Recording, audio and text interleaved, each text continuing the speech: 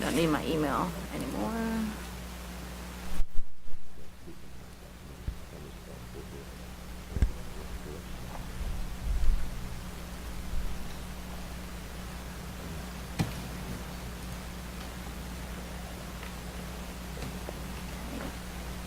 And then to get to the video, I'll be up here, and so I'll just have to do escape, minimize, and then go to that. Now, if you want me to take a minute, I don't know what time we got. Not enough time.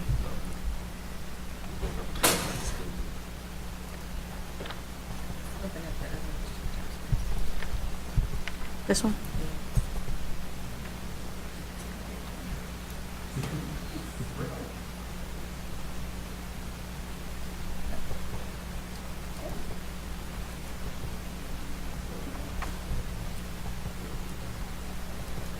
So Willis to start right here, and then Chief Thompson to go into here. And then this is when you all come in. She'll introduce you guys. And you all are at the next one. Yeah, you will have to switch to another PowerPoint. But which one is it? First one? it's the second one. Okay. Yep.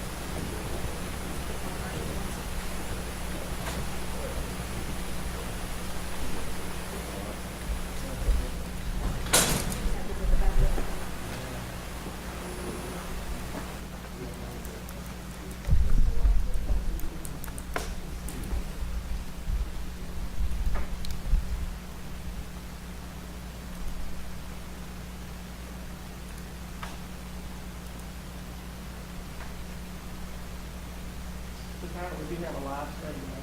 Yes, we do. It's on the city's YouTube page.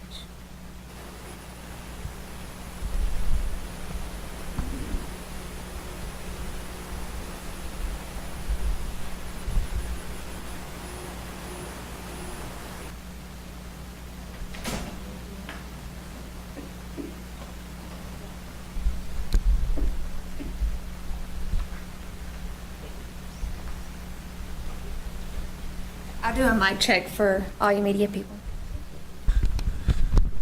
Okay. Mic check, mic check. 1, 2, 3, 4. It's a mic check for the media and Katie. Is everybody good? Perfect. Derek, are you good? Talk, talk, talk. 1, 2, 3, 4. Okay, you're welcome. You good, Katie? Okay.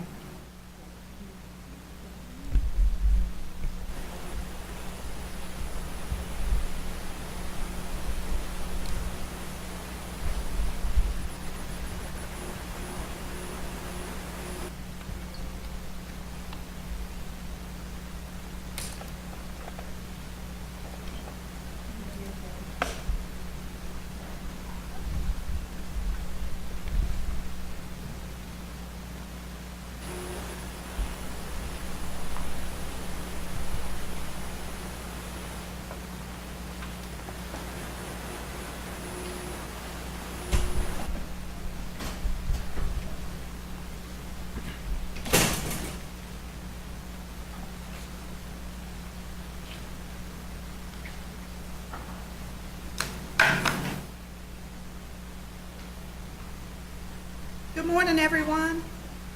Good morning.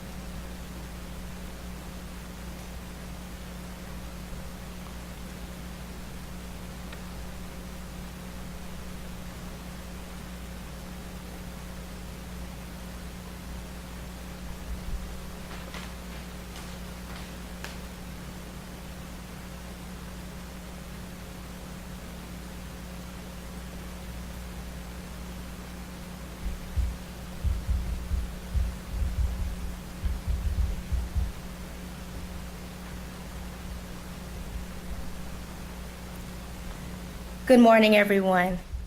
My name is Kyra Boyd, and I'm the Public Information Officer for the Winston-Salem Police Department. Today's news conference will cover the department's efforts to reduce gun violence in our city. You will hear from Assistant Chief Wilson Weaver, that's Wilsonweaver, and Lieutenant Amy Gaudin, that's AMYGAULDIN. And we'll also be hearing from Corporal Mohamedou Demay, that's MOUHAMADOU,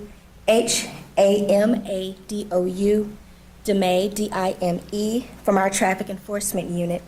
And he will be discussing reducing traffic fatalities in our city as well. We ask that you save any questions until the end. And right now, I will turn it over for our welcome and memorial to our fallen officers by Chief Katrina Thompson. Thank you, Ms. Boyd. Good morning. I am Police Chief Katrina Thompson, and on behalf of the women and men of the Winston-Salem Police Department, I welcome you to our special edition of our June Public Safety News Conference. Before I begin, please join me in recognizing our fallen officers who's paid the ultimate sacrifice during the months of April and May.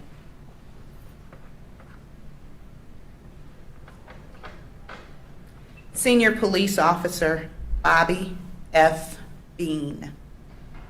End of watch, April 23rd, 1993.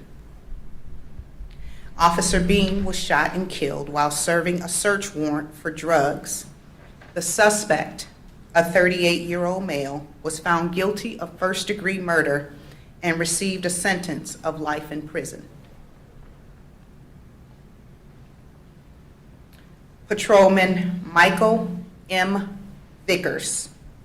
End of watch, May 19th, 1895. On May 18th, 1895, a physical altercation occurred between the suspects and two officers.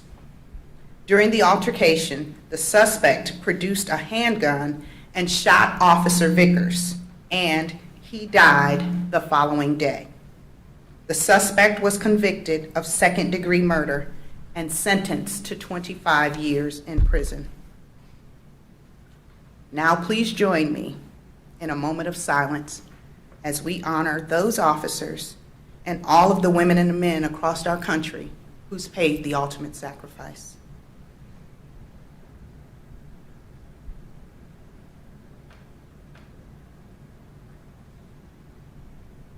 Thank you. I want to take this time to recognize, acknowledge, and thank the women and men of the Winston-Salem Police Department who just this week demonstrated the sacrifices that they are willing to make to protect our home, our community, and members of our city. Your work does not go unnoticed, and I thank you. Upcoming events. BLET graduation for Class 76 will be held tomorrow, Thursday, June 17th at 10 a.m. at the Benton Convention Center. We ask that you come out and help us celebrate and congratulate these 18 women and men who relentlessly went through this rigorous training despite the stoppages that the pandemic caused. We're extremely proud of them, and as you all know, we need every one of them. Our Youth Citizen Police Academy will be held next month from July 26th through July 30th. Teenagers interested in the program may sign up on the Winston-Salem Police Department's website. Now I ask that Assistant Chief Wilson Weaver please join me at the podium for the next part of the presentation. I'm sorry, and also Lieutenant Amy Gaudin.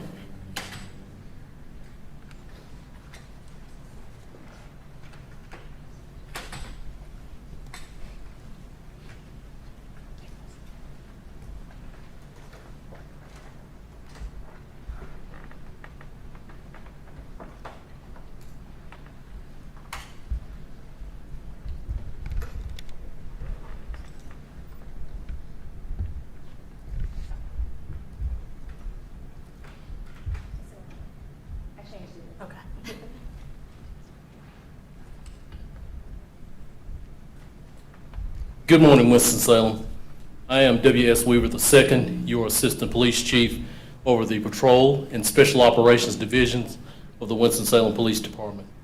Today, we're bringing to the Public Safety News Conference information regarding WSPD initiatives to reduce gun violence across our community. With me is Lieutenant Amy Galden. As you all know, the City of Winston-Salem and the Winston-Salem Police Department, as well as Forsyth County and the Forsyth County Sheriff's Office, continue to be committed to reducing gun violence across our community. This has been significantly increasing over the past several years. And this past weekend, we experienced 3 homicides and others injured as a direct result of gun violence. On Monday, our District 1 substation was attacked by a subject with an assault rifle. Our officers were engaged in a rolling gunfight during a vehicle pursuit that ended in front of R.J. Reynolds High School. It continued on foot into Haynes Park, where our residents were enjoying outdoor activities before the suspect could be apprehended. Later in our investigation, we determined that the same subject was most likely involved in committing 2 homicides prior to attacking our police facility. Gun violence is not just a Forsyth County problem, but it's occurring all across the Piedmont Triad. It's occurring across the state of North Carolina. It's occurring across our country. We continue to expend significant efforts to address gun violence and to ensure a safer community for our residents, our businesses, and our visitors. As you well know, we're receiving a number of demands from our community to reduce gun violence, which we know also involves both juveniles in their mid-teens and adults. 2 of our homicide arrests within the past few weeks were of 15-year-olds.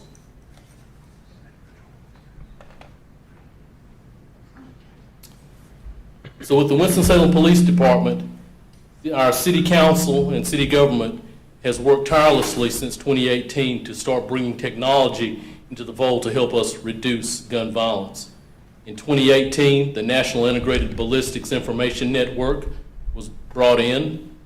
We started a violent firearms investigations team in 2019. Last year in 2020, we started the Gun Crime Reduction Unit, or G-Crew as we call them. This year, we'll be bringing online a real-time crime center as well as ShotSpotter, which we'll discuss in this presentation. Some of our other units that are investigating firearm offenses include our Criminal Investigations Division, whose primary responsibility for major crime solution includes investigations of homicides, robberies, burglaries, sexual assaults, etc. We have street crimes units that are assigned to each district, and they're responsible for concentrated enforcement of street-level crime of all types throughout each district. Our gang unit is responsible for conducting investigations involving gangs, gang-related crimes and activity, and providing intelligence on gang members being investigated by law enforcement. And our Special Weapons and Tactics Team, or SWAT, is responsible for handling various high-risk law enforcement incidents such as armed barricaded subjects, hostage rescues, high-risk arrest, and dignitary protection. Our Gun Crime Reduction Unit, their purpose is the immediate response and investigation of gun crimes involving discharging firearms into a dwelling, a business, a vehicle, and/or incidents where an individual may be injured by gunfire. They also apprehend violent offenders where the Special Weapons and Tactics Team has not assumed that investigation or apprehension. And our Gun Crime Reduction Unit also engages in proactive policing in areas where gun violence has repeatedly occurred to reduce additional gun crime incidents. We've also initiated a new partnership with the Forsyth County Sheriff's Office. That includes the Forsyth County Sheriff's Office saturation patrols. They're partnered with our G-Crew unit so that we have additional law enforcement presence in those areas that have been known to be prevalent through data for gun violence. I'll let Lieutenant Galden speak on the Violent Firearms Investigations Team. Good morning. Another team that we have created in 2019 was a Violent Firearms Investigation Team. And their responsibility is to utilize technology to identify some of the most prolific trigger pullers in the community. They identify the violent offenders, and they work very closely with our local, state, and federal partners. We have a strong partnership with the ATF. We have 2 task force officers on the violent firearms team, as well as 1 full-time ATF agent. They're proactive in the community based on the technology that they utilize, and their main goal is to reduce crime and the fear of crime itself. Some background about some of our statistics in 2020 and compared to January 2021 through May 25th, 2021. As you can see, we've had 12 fatal shooting victims as of May 25th, and as of today, that number has risen to 19. There was 81 non-fatal shooting victims as of May 25th, and as of today, that has rose to 94 non-fatal shooting victims since January 1st. You can see our discharge of firearms calls is over 1,000 as compared to 3,129 for 2020, as well as 359 crime guns recovered and over 100 crime guns linked in NIBIN, which we'll discuss later. NIBIN has also produced over 300 leads, which is investigative leads that the VFIT team utilizes to identify the trigger pullers in our community. They operate VFIT, G-Crew, the Real-Time Crime Center, and several of these entities that we're discussing today are operating under what we call a Crime Gun Intelligence Center model. So we utilize technology to drive the investigations, data-driven investigations. We've established the investigative teams that are responsible for this, and they coordinate the efforts throughout the agency. And as I mentioned, they use the forensic technology, which drives the investigations and prosecutions that we work with closely with the DA's office. The partnerships that we utilize as well to ensure successful prosecution are critical. We utilize NIBIN and consistently collect all evidence that we can at these scenes to connect the dots. NIBIN is our National Integrated Ballistic Information Network, where we compare evidence seized at scenes to help us link those incidents across our city. It lets us know crime guns and different things that are utilized at different incidents, that we can connect the dots and figure out who's involved and link the incident so the investigators can proactively target those offenders. Some of our NIBIN statistics, there's over 131 agencies across the state that utilize NIBIN as well. And as you can see, based on Winston-Salem, we're doing very well with NIBIN. We've generated over 1,200 leads based on NIBIN and the evidence collected in the NIBIN system. And in the region, there's 31 other agencies that utilize NIBIN as well. And so compared to our percent of leads to acquisition, which is the evidence entered, which generates leads, we're above both the region and the state average. So they're working very hard and diligent in getting that evidence in and helping us proactively develop those leads that we can share across the agency and with our other law enforcement partners. As Assistant Chief Weaver mentioned, we'll also implement ShotSpotter in the coming months, which is a gunshot detection system that utilizes an acoustic array of sensors that's placed throughout the community. This is a quick graphic here to show you how essentially that the system works. For us, it will cover a 3 square mile radius within our city, and hopefully we'll implement that early summer of this year.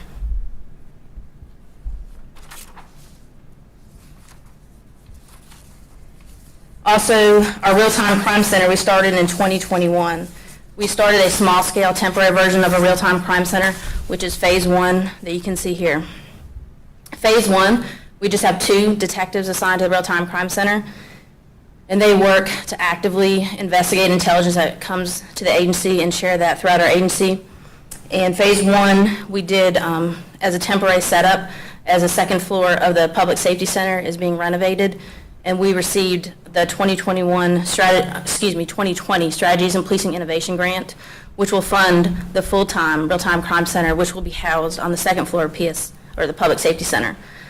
So for us, even the temporary setup was a game changer. It has been critical in several investigations to this point, where we've utilized existing technology and camera infrastructure that already exists in the community to help us generate leads and solve crimes faster and much easier.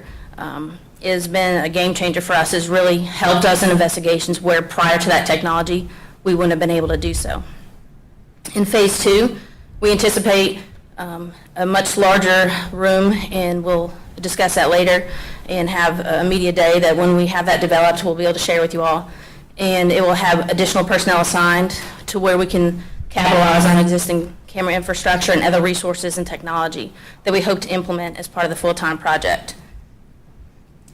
It will allow the detectives in the Real-Time Crime Center to operate and share with officers and hopefully enhance operational intelligence of the agency, and with a proactive emphasis on officer, citizen, and community safety. I'm going to switch here real quick and show a quick video from WXII that just gave us, it allows a brief overview of the Real-Time Crime Center, and it discusses some of the technology within. Inside the Winston-Salem Public Safety Center behind me, Winston-Salem Police are using some existing resources combined with some new technology to fight crime more efficiently in the Real-Time Crime Center.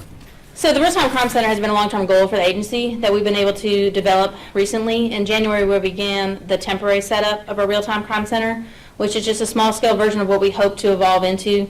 Plans are already being made to grow into a more sophisticated space, but for now, the Real-Time Crime Center compiles resources such as security camera locations to help law enforcement. Individuals and businesses can register their security or doorbell cameras with the Real-Time Crime Center. The department doesn't gain access to any footage without your permission, but the registration saves the department time that otherwise would be spent trying to identify any private security cameras near a crime's location. So we would essentially send an email request to the camera owner. They still have the right to share what they want based on our request. And then they send that in, so we don't have an officer knocking on everybody's door or business.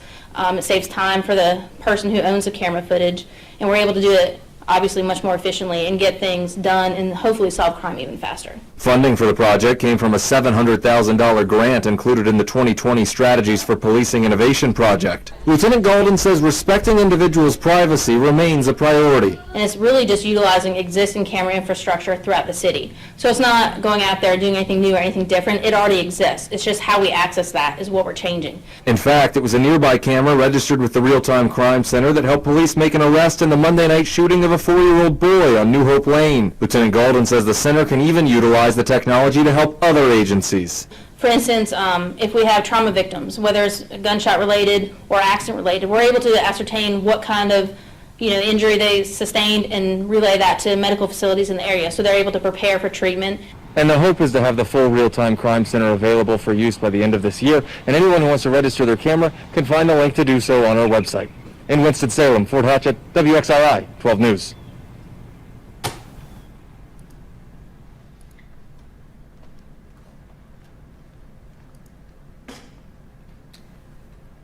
So when we answer the question of what is WSPD doing about gun crime, we've dedicated a tremendous amount of resources and personnel to impact violent crime in our community.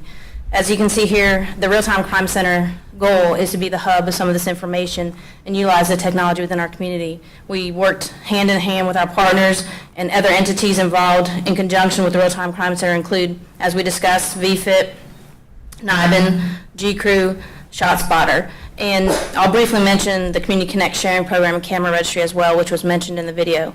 The Community Connect Sharing Program is a program that we allow commercial businesses to participate in our camera sharing program if they choose to do so. By doing this, it allows them to share their live video feeds, external, internal, whatever they choose to do. The parameters are specifically defined by the person who shares those cameras. And they can also integrate with panic buttons. So different things, if there's an incident at their business that they would like us to be able to have live stream access to immediately, they have the ability to do so by participating in this program. Camera registry is for private citizens to simply register just the location of their camera. It does not allow the police department to access that camera feed at any point in time without the camera owner's permission. So the way this works is the link is on the city's website for the police department, and people can register their camera. And so if there's an incident in their neighborhood, that we can reach out to them electronically via email. They'll send an email request. We'll ask them for specific footage from a specific time frame, and the camera owner still retains the right whether or not they choose to share that video. If they look, for example, today between 8 and 9 a.m., if we have an incident, they can then email that request to us. So it allows us to access that information much faster, quicker, and hopefully it gives them the opportunity to help us and partner and engage with us in fighting crime.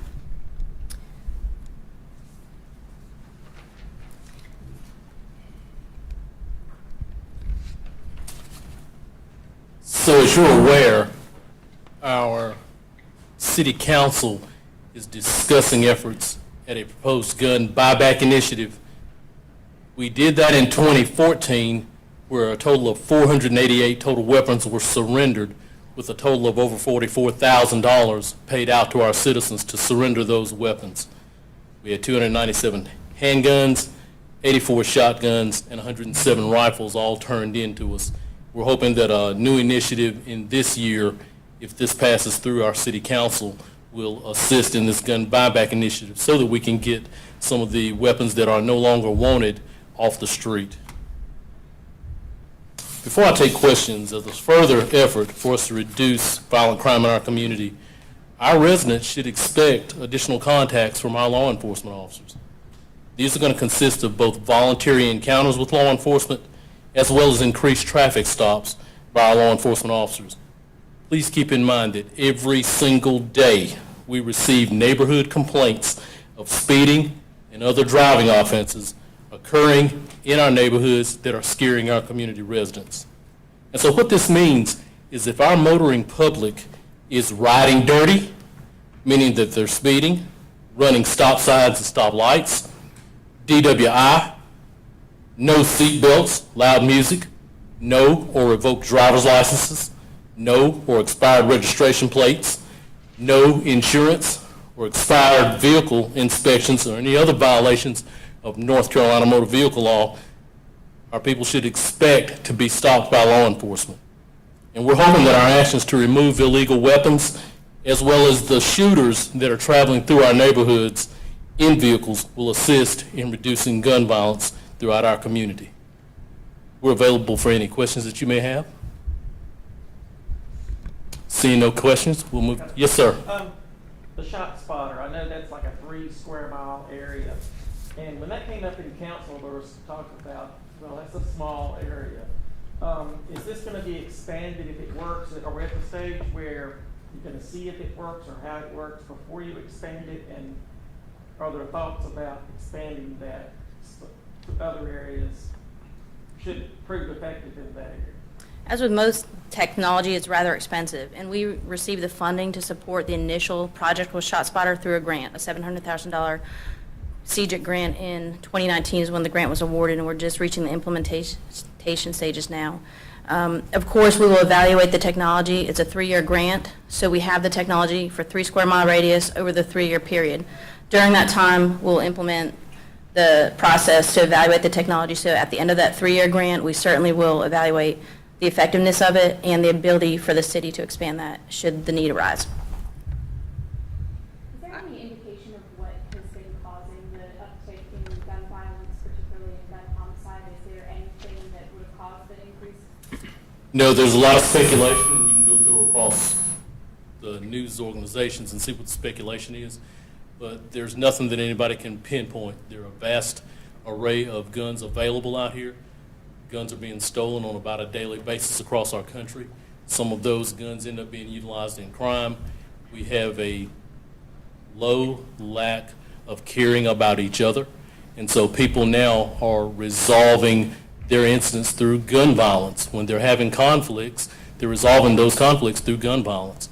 And so one of the things the Winston-Salem Police Department is telling our people, walk away from all conflicts. Somebody cuts you off in traffic, gives you the bird or anything else, let it go. Drive on away. If somebody says something to you that's inappropriate, drive away or walk away. Just stay away from all conflicts because you don't know who out here is carrying a weapon, nor what their actual state is, whether they're having mental illness issues or whether they're impaired by some substance.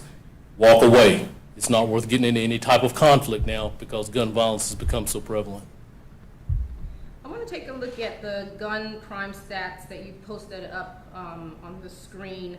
You looked at the 2020 numbers and the first 5 months of 2021. Just doing the math, if this same energy is kept up by these aspiring or active criminals, it looks like the number is at par to surpassing 2020's numbers. And you have these implementations from 2018, 2019.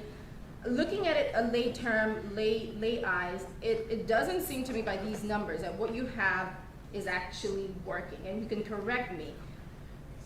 Is this number reflective of you know, the efforts that you're using these technology to implement, or do you need to intensify, and is there any way specifically that you're activating this intensity? Because from these numbers that you showed, if they keep the same energy, it looks like it's going to surpass. Keep in mind that we have no ability to predict who has a weapon, who has the mindset of utilizing that weapon, or when and where some type of event is going to occur.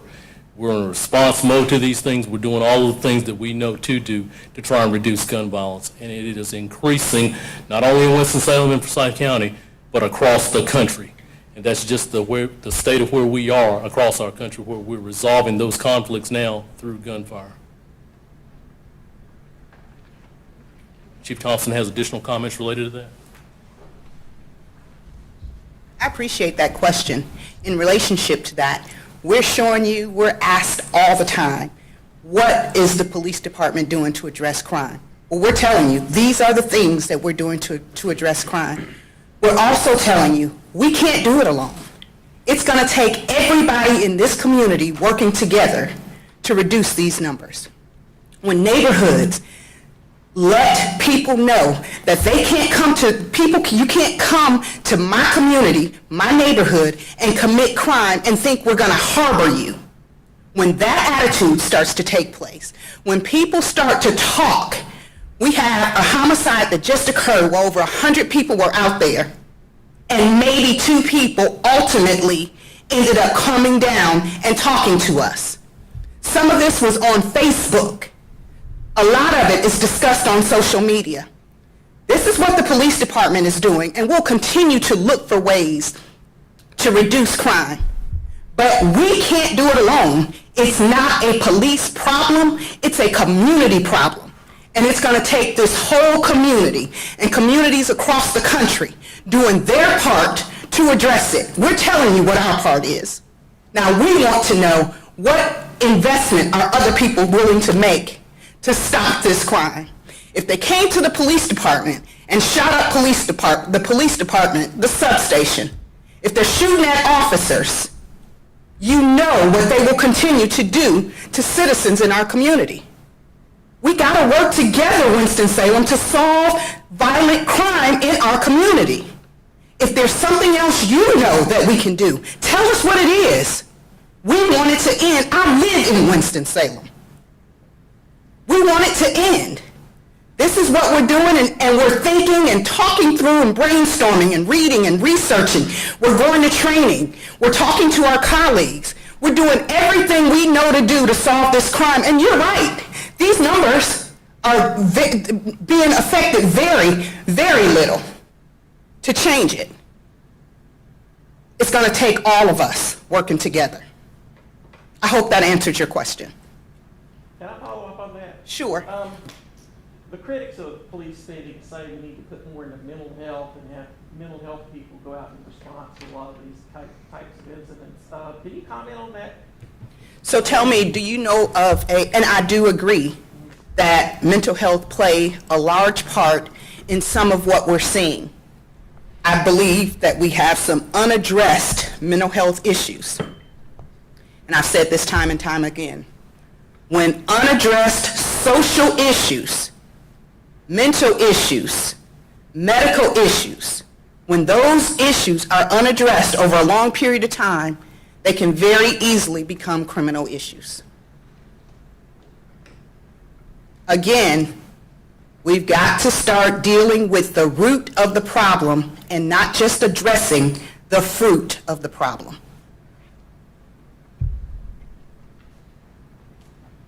Yes. Chief Thompson, can you speak to how your team is keeping up with the increased workload as more incidents happen? That does mean more work for your team. Can you speak to how the staffing levels look right now, and what should an increase in the increase look like for your team moving forward into the year? So the question was, what does the increase in the workload, how is that affecting our staffing levels? Well, as you know, with everything that's going on, there's a number of reasons why there's not a lot of people breaking the door down to become police officers in our agency or any other agency. So we're dealing with the lack of interest in the profession. We're dealing with some of the negative publicity about the profession. And then we have some law enforcement officers who've been doing this job for years, but they're seeing how they're being villainized across the country, and they're deciding it's just not worth it to stay in it. And they're doing everything they can to get out of it, unfortunately. And I am seeing that right here in my own agency. We will continue to do the efforts towards recruiting. We're adding technology to help add extra eyes to take the place of the people that we don't have. We're making adjustments where we can with our manpower. We're constantly getting calls from citizens asking for more patrol here, more people there. You know, we have all kinds of issues going on that, again, it's the nature of what we do, and we're used to addressing them. But we have to prioritize violent crime is where we put our resources. And that's what we're doing. Thank you.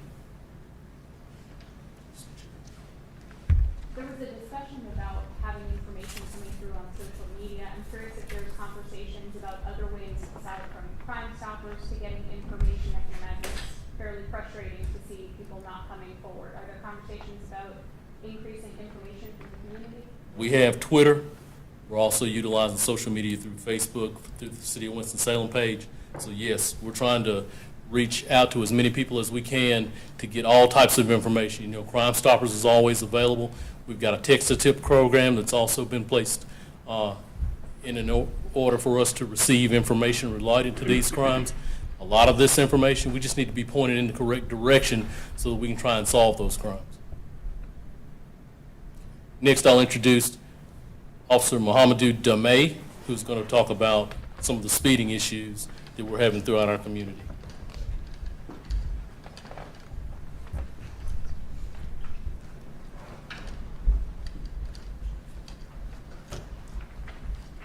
Good morning. I'm Corporal Damay with the Traffic Enforcement Unit. I have a short presentation on speeding in residential streets as well as pedestrian safety and school zone safety. I have a short video that members of the Traffic Enforcement Unit as well as city marketing helped us to put together. And the purpose of this video is just to educate the public about speeding in residential streets and hopefully let them know that we'll be in your neighborhood, you know, just enforcing traffic laws.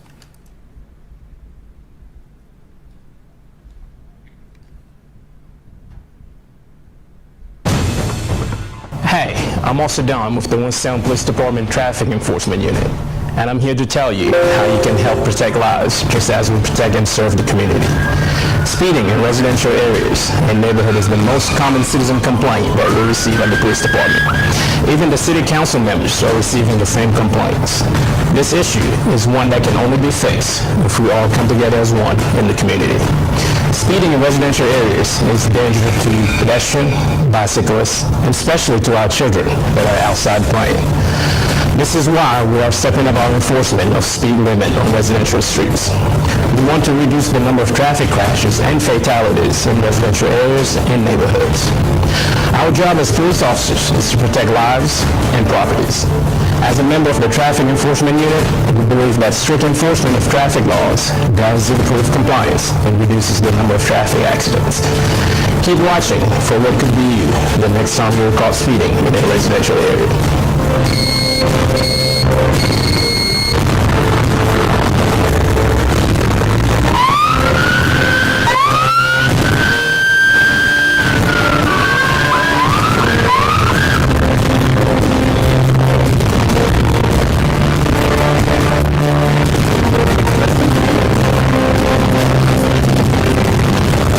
You have your license and registration?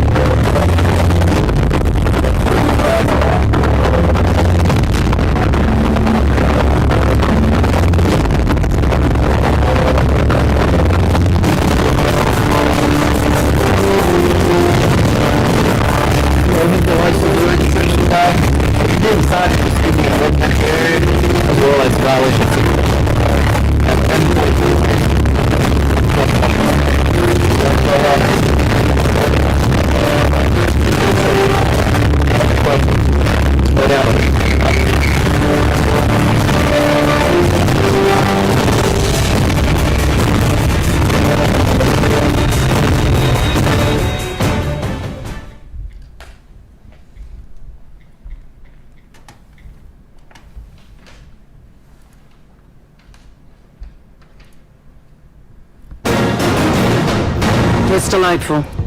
Seriously? But it's a total...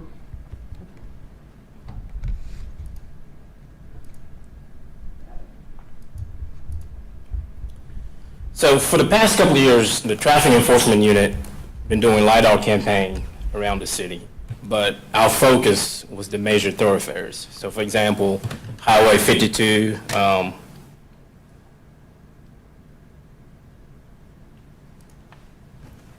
Highway 52, US 421. We've been doing a lot of LiDAR campaign as part of the North Carolina Governor's Highway Safety Program. So because we've seen an increase in speeding in residential streets as well as neighborhoods, we decided to come up with this speeding campaign called Slow Your Ride Where We Reside. And its main purpose is just to educate the public about speeding in residential streets. These are some of the top location that we've had for the past year. So in 2021 so far, these are the top speeding location that we've had. District 1, we got Tice Avenue, which is definitely a speeding zone because the speed limit is 25, but when we went out there about a month ago, we noticed that a lot of the drivers are doing minimum 40 miles per hour. District 2, Martindale is a good area, and District 3, South Creek Parkway between Wake Forest and Country Club is also a good area. This graph here just shows the probability of a person dying as a result of a traffic collision.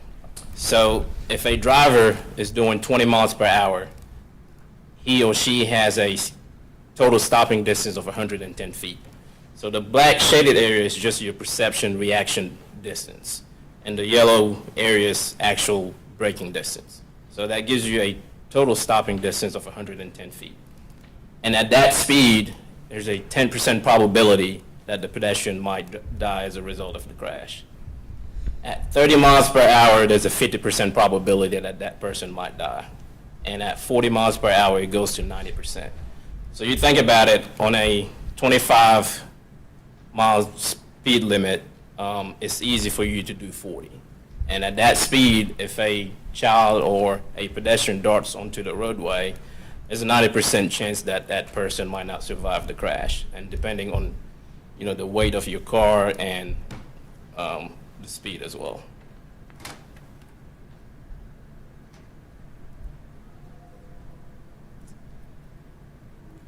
So when reporting these speeding issues, the problem that we face is that a lot of people aren't telling us exactly what time of the day or the speeding occurring or what day of the week this is actually occurring. So we might respond to a certain location and sit there for about an hour or two and maybe get 2 or 3 speeders. Well, that's because we're there at the wrong time.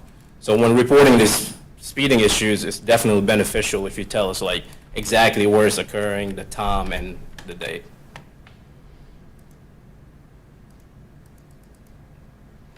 Another thing that residents can do is try to educate your neighbors by spreading the word and just telling them, try to educate them about the danger of speeding in residential streets. And using yard signs, that's also beneficial because if you have a yard sign displaying, children at play or drive like your kids live here, it tends to remind drivers that, hey, this is a residential street, so let me slow down a little bit. Another thing you can do is setting a pace. What I mean by that is, let's say it's rush hour and people are trying to get to work or coming back to work. If you set a pace by driving maybe speed limit or below the speed limit, it forces the people behind you to drive the same speed limit as you. Another thing you can do is park your car legally along the streets. By doing that, it naturally narrows the road a little bit.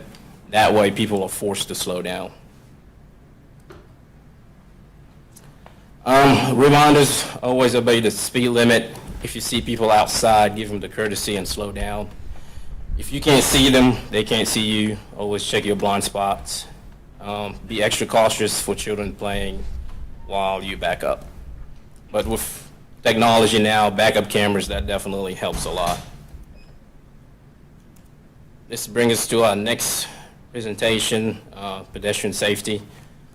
So this year so far, well, this was as of April of 2021. These numbers has definitely increased since then.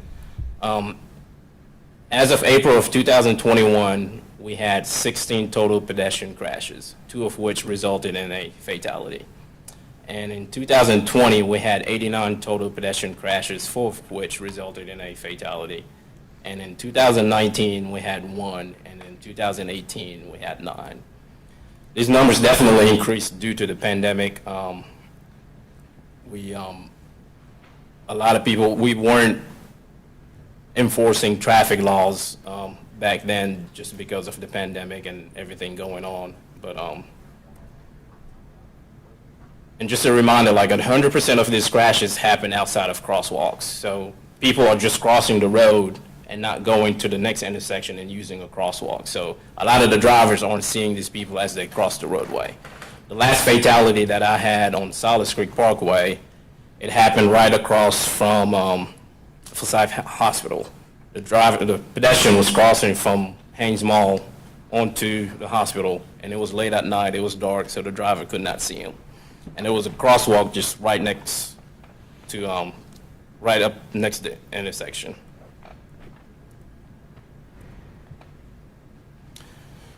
These are some safety tips for drivers.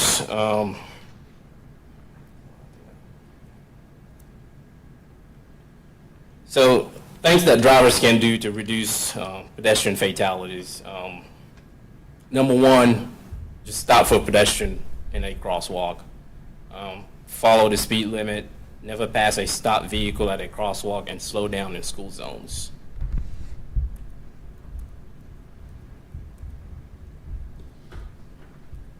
And these are from some tips for pedestrian.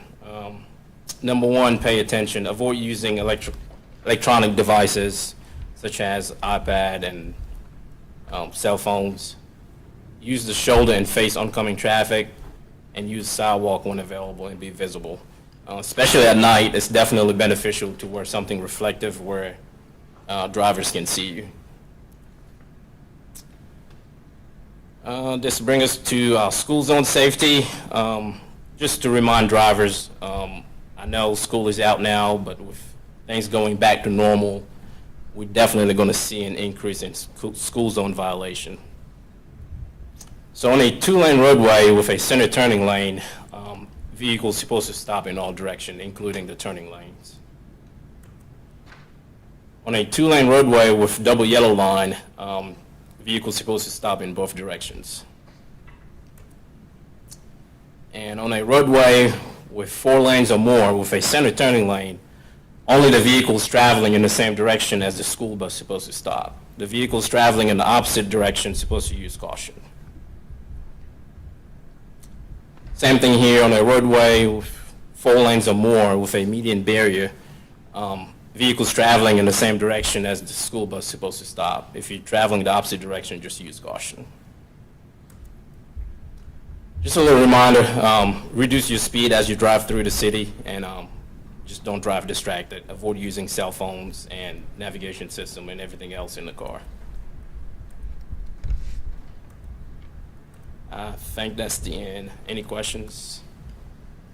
How do the 2021 numbers compare with 2019? There's been less people on the road in 2020, so are we seeing an increase from the 2019 numbers or just from 2020? Yes, so in 2019, the numbers were definitely lower, and that's because we, in 2019, I believe we had over 10,000 traffic arrests, so it definitely reduced the number of traffic fatality. And like I said, in 2020, the pandemic happened, and there was a lot of restriction with, making contact with people and stuff. So we definitely reduced our traffic enforcement in 2020, so the numbers definitely did increase from 2019 to 2020. And in terms of fatalities from 2019? Same thing. The fatalities in 2019 were a lot lower than in 2020. We definitely did see an increase in 2020. In 2020 and so far in 2021? And 2021 as well. Yes, ma'am. I know you said you had less enforcement or observing the traffic and all of that, but was there any correlation with a lot more people being out on the roads in relation to the numbers that you just talked about? You mean in 2020 or? Yes, in 2020, 2019 versus 2020, like, was there any correlation with the pandemic and having more people out and about? Was there any relation to that in terms of the numbers? Yes, absolutely, because in 2019, even though like the pandemic was just getting started back then, like I said, our enforcement, we were out here just stopping cars like almost every day. So we had more enforcement in 2019, and then in 2020, our enforcement definitely reduced, even though the pandemic was definitely at its peak at that point. We reduced our enforcement, but I don't know if there was more people out in 2020 or 2019, but I know when it comes to our stat, we weren't, I don't want to say we weren't stopping cars like we were supposed to, but we definitely reduced it just because of the restrictions. Will this campaign be focused solely on reducing speed, improving traffic safety, that sort of thing, or will this be a correlation with any other policing efforts too? We just heard about gun violence. Will officers also be looking out for any outstanding warrants? I know that's something that you do already, but any, I guess, additional elements to a typical traffic stop? Yes, ma'am. Like I said, I've always preached that traffic stop is one of those things you can get anything you want out of a traffic stop when it comes to warrants, guns, drugs, anything you want. So we're not just mainly focusing on traffic laws. We'll be focusing on everything. If we stop a car and that person has a warrant, or we find a gun, or it has drugs, we're gonna definitely enforce that.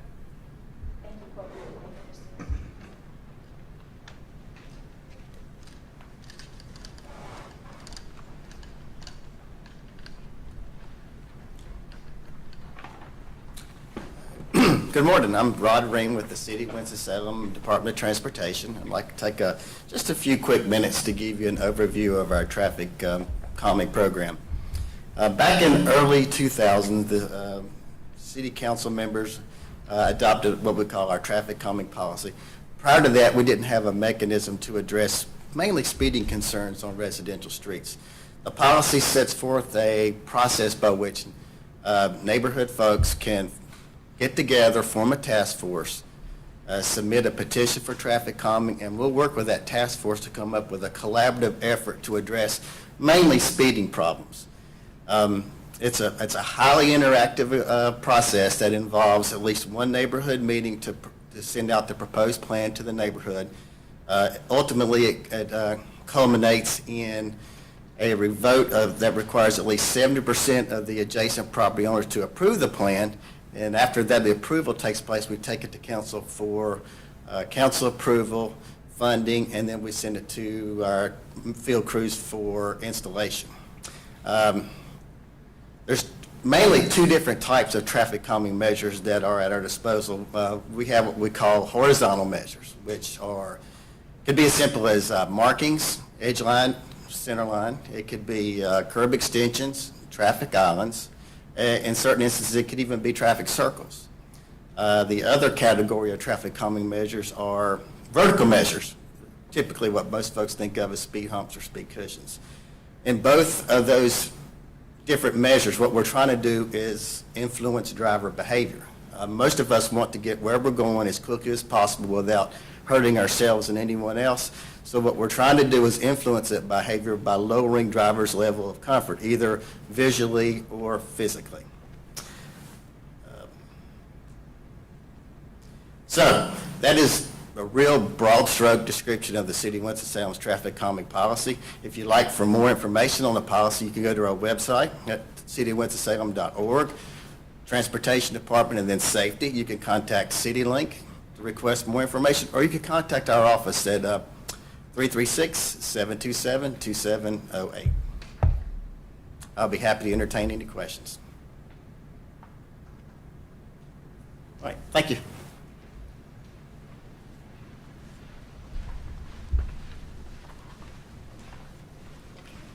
That includes today's news conference. If you all have any questions, please feel free to, Chief Thompson.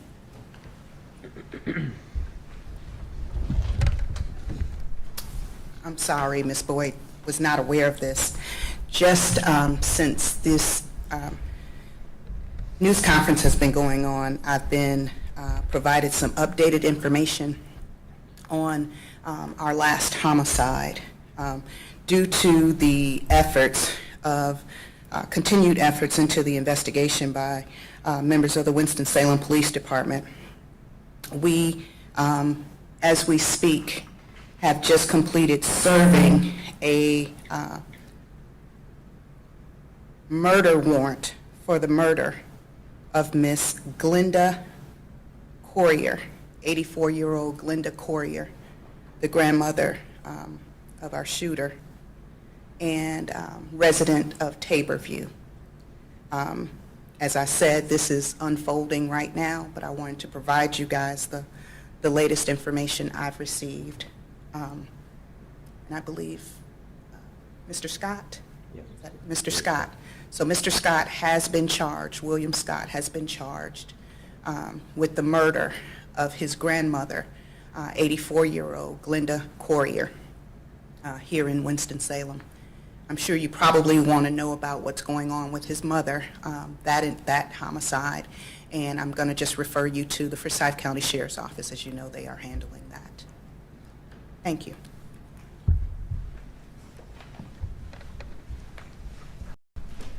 Thank you, Chief Thompson.